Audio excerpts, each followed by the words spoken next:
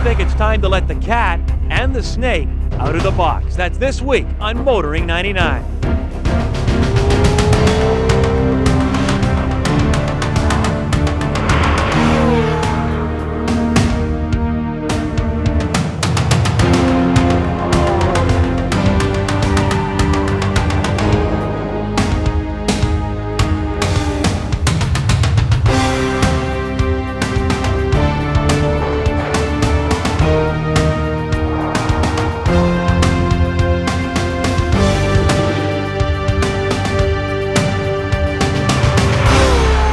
TSN's Motoring 99 is brought to you by Quaker State Motor Oils, formulated for the vehicles you drive and the way you drive them. And Midas Car Care, the way it should be. Detroit, Michigan, Motown, home to the Big Three. Hello, everybody. You know, for many, many years, the Big Three had the automotive market all to themselves, until the Japanese came along and proved you can build cars that actually look different. But it was Chrysler, on the verge of collapse, that took up the challenge and brought the customers back with the introduction of the LH sedan. And they continue to excite the market by actually turning concept cars into production cars. Well, we've got a real treat for you this week. We're heading across the river. We're going to visit a place that Chrysler affectionately calls its Toy Box.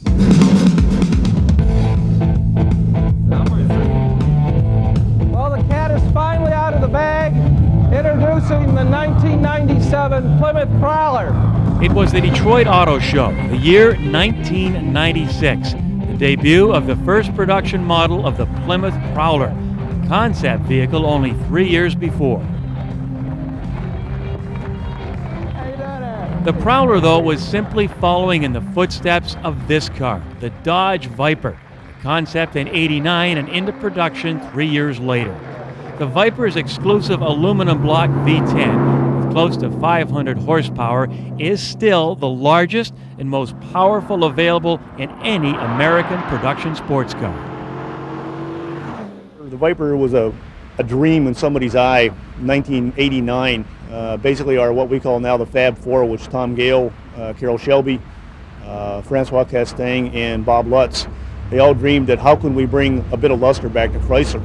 And we were all building Chrysler K cars back then. And he said, hey, the way to really show them that we know how to build something other than K cars is to build the most radical thing that's been built on this planet in a long time. They all came up with the idea of the Viper. We put it in a show in 1989. The customers just went crazy. Sent in letters, sent in checks, and said, you got to build this car. So they put a small team together that in 3 years took this car from basically a cocktail napkin sketch to production. We're at the Connor Avenue Assembly Plant in Detroit, Michigan. And this is the home of the Viper and the home of the Prowler. And this is a very unique low-volume assembly plant, the only one of its type in North America. And we build 8 Vipers a day and 15 Prowlers a day, and we build them all by hand, very carefully.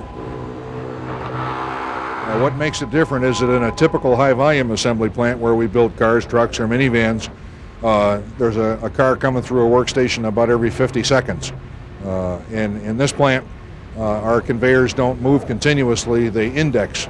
So on the Viper line, for instance, the Viper line moves once every 30 minutes, and on the Prowler line, the line moves once every 20 minutes. So the car is stationary in each workstation for a half an hour on the Viper line and 20 minutes on the Prowler line. So the team in that workstation has a full 20 minutes of work to do on each car, as opposed to maybe 48, 49 seconds worth of work in a typical high-volume plant. We have no robots here. We have no automation. We just depend on people's quality attitude and good eyes and good hands to literally handcraft the car. We don't do any welding or painting here. It's all final assembly. Our body panels are painted outside by outside suppliers. Our frames come in already fabricated from outside suppliers.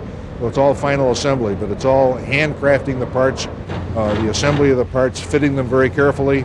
And of course, with pre-painted body panels, it's a major challenge not to damage the car while it's in process being built. So we go to great lengths to protect the paint finish on the car until it's ready to ship to the customer. We have no idea what the real free demand is for the Prowler because we're not taking customer orders because the wait for the car is so long that people would get frustrated. So we build the Prowlers, and the sales department allocates them to the dealerships, and then each dealership has their own waiting list, if you will. So there's plenty of demand for the car, and we have no concerns about being able to sell them and keep operating. I think they're living up to their purpose of giving Chrysler the kind of excitement that they really hadn't had in many years, going back to the Roadrunner and so forth. I think, obviously they're image pieces, and I think they work. I think Chrysler vehicles, too many of them are too dull right now. These are rear drive performance cars, and there's not a rear drive sedan in the lot. But at the same time, I think it points to Chrysler becoming a more exciting company. And I think it does a lot in terms of the sophisticated buyer who really cares about cars. So I think it's valid that they're doing it, and it's a great thing for the company. If I go back to the day I started in this business 35 years ago, I was working at Chevrolet Willow Run building Corvairs and Chevy 2s at about 70 units an hour, and I certainly never dreamed I'd wind up having the opportunity I have here of running the only hot rod factory in the world. What kind of car company would give you a t-shirt that sounds like this? That's coming up later on Kenzie's Corner. There's a rule that says you never show the customer where you cheaped out. Well, on this Lincoln they did. They've got this cheap plastic, rubbery and plastic piece that hides the hinge. In Southern California, not a problem. In Ontario, where you get a nice big ice build up here and you start hacking away with a snow brush, you can kiss this lot goodbye.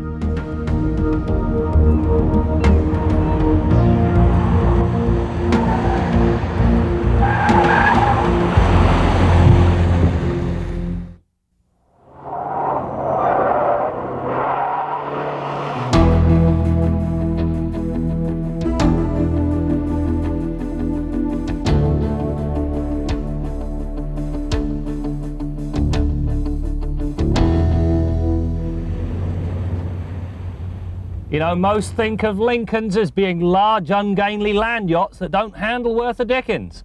Well, this is one Lincoln that'll put pay to that sort of thinking.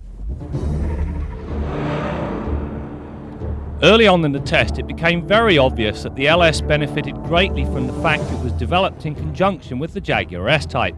There are certain expectations that come with a Jag that are not necessarily expected of a Lincoln. The LS's most likable trait is its balance, and that's something I've not ever said about Ford's luxury division. Pushed through the pylons with enthusiasm, the body takes a set quickly and yet is willing and, more importantly, able to accommodate mid-corner corrections without some of the less desirable reactions that accompany this sort of manoeuvre. Nor does the LS suffer from trailing throttle oversteer. Lift off the gas mid-corner and the nose tucks in a little, but that's it. So what accounts for the Lincoln's performance in the pylons? Quite simply, it's down to the way the rear double wishbone suspension has been designed. Rather than having the A-arms in the normal configuration, they've canted them so that the trailing A-arms form a straight line right across the body. That and the four ball joints that anchor the whole lot. It makes the car incredibly stiff laterally. Now, while this type of technology is commonplace in IndyCar racing, it's anything but in cars like this Lincoln. Factor in the anti-squat and anti-dive front and rear geometry, the standard P215 60R16 tyres, and an electronically controlled rack and pinion steering system that's about the right weight, linear, and features a strong on-centre feel, and you have a very solid foundation. Add to that a world-class chassis and a near-perfect 50-50 front-to-rear weight distribution, and it becomes easy to understand the LS's wonderful demeanour. The Lincoln LS is offered with a choice of two engines. This 3-litre V6 that's good for 210 horsepower at a lofty 6,500 RPM, or this silky smooth 3.9-litre V8. It ups the ante to 252 horse and 267 pounds-feet of torque. Now, if fuel economy is a priority, you should stick with a 6. However, if it doesn't matter, this is the engine of choice. When so equipped, the throttle response is fast and the motor flexible, pulling well from just about any RPM. At idle, the engine is muted and never becomes excessively noisy, even when producing maximum effort. The 8 is offered only with a 5-speed automatic transmission. This unit is both smooth and slick. Rounding out the dynamic package are a large set of disc brakes that are strong and easily modulated. They also benefit from a decent ABS system that's not continually looking over your shoulder. The latter is also an integral part of the all-speed traction control system and optional stability control package. Inside, the LS has been well thought through, with a clear emphasis having been placed upon ergonomics. The instrumentation is attractive and easy to interpret. The audio equipment pumps out high-quality sound through a full set of well-placed speakers, and all the power items are neatly grouped together on the door panel. The steering wheel features both tilt and telescopic adjustment, and the fully articulated front seats are nicely contoured. The beauty of all of this is, it's very easy to find the correct driving position. The rear seat also provides an easy way to distinguish between the V6 and V8 models. The 6 features short headrests that are built right into the seat. The 8 gets separate height adjustable units. While offering better whiplash protection, the latter do infringe on the view through the rear view mirror. After that is a large trunk that's nicely squared off and delivers an acceptably low liftover. However, the use of hockey stick style hinges on the deck lid intrudes into the usable cargo capacity, and of course they crush anything placed beneath them. You know, this is the best handling Ford ever, and that I'm referring to a Lincoln product, quite frankly, I find astonishing. But therein lies the rub. How do they convince a younger audience to negotiate a parking lot that's dominated by town cars and Continentals, and then take this thing out for a serious thrash? If they can overcome that hurdle, this car will sell very well, and deservedly so.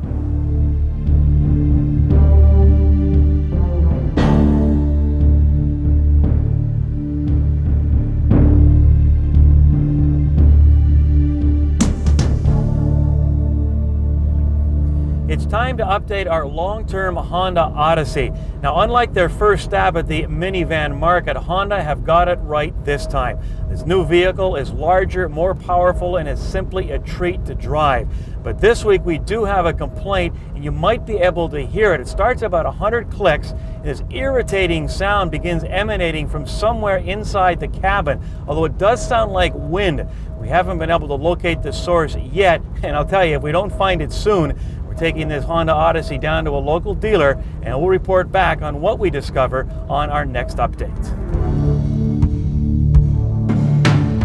Our Midas tip of the week concerns checking your coolant level. We can't overemphasize the importance of checking your coolant level and doing it when the engine is stone cold. There's warnings all over the underhood area of today's cars telling you not to remove caps when the engine's up to temperature. You've got a lot of pressure and a lot of heat in that cooling system, so don't take a cap off any cooling system cavity without first letting the engine completely cool.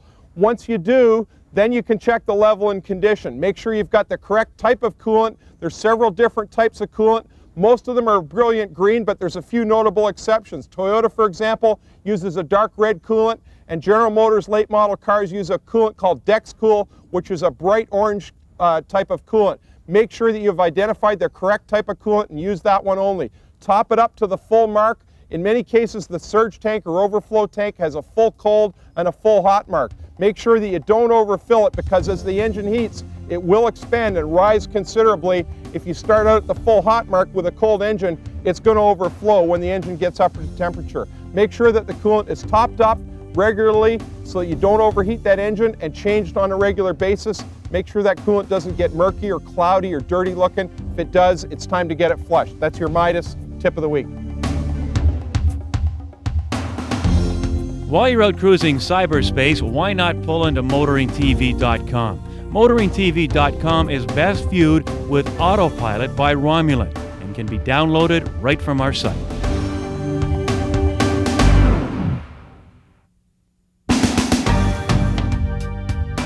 In 1969, the Datsun 240Z went on sale and became an instant success with a price tag of just over $4,000.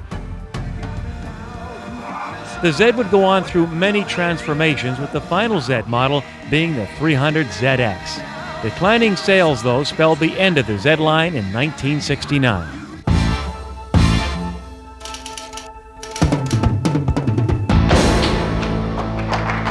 But if Volkswagen can do it, why not Nissan? And the Detroit Auto Show marked the return of the Z car, at least the concept version.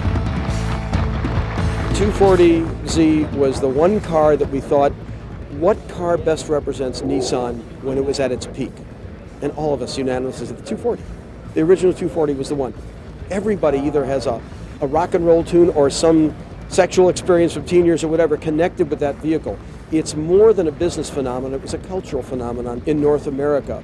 And just as the Beetle stimulated that again amazingly, we think that the Z is maybe the only other car that has that kind of intense cultural history that it can be resurrected again.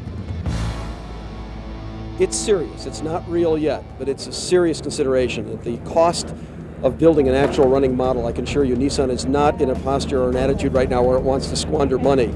So this is something they are very seriously considering. We've tapped a live nerve.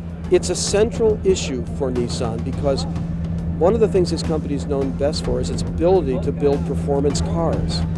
Now the performance car market has almost gone away at one point. It's beginning to come back. But for this to score, it would have to be under $25,000 and it would have to be soon.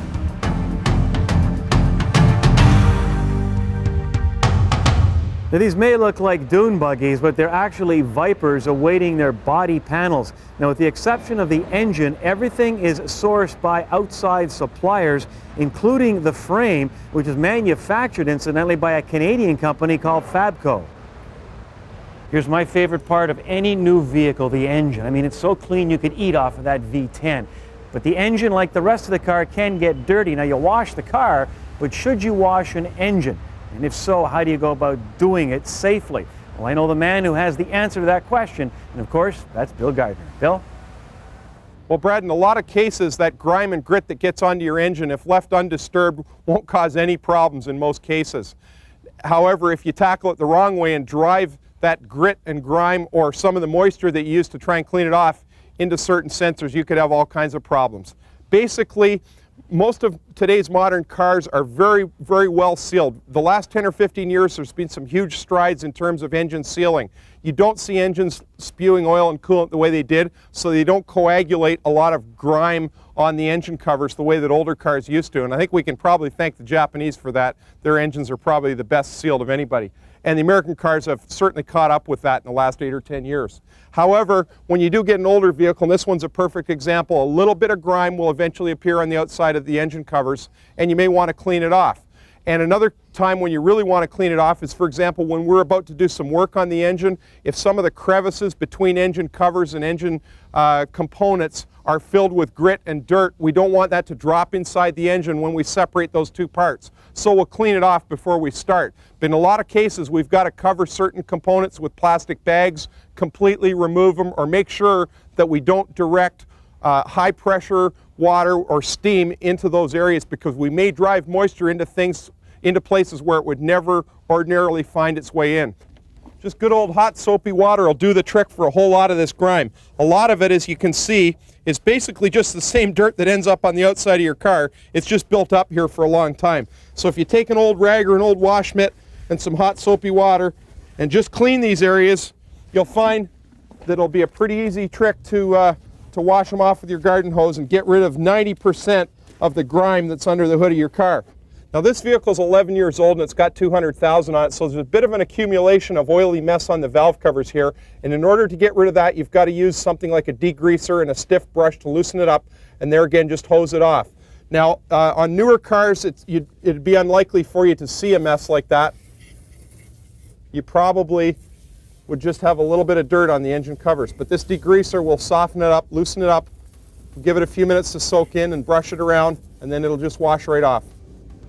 Now, if you have an older vehicle like this one and you get to the stage of having to use the degreaser, make sure that you put some kind of a pan underneath the vehicle to collect the rinseate. You want to collect that degreaser and any oily grime that you rinse off the engine. Till next week, I'm Bill Gardner for Motoring 99.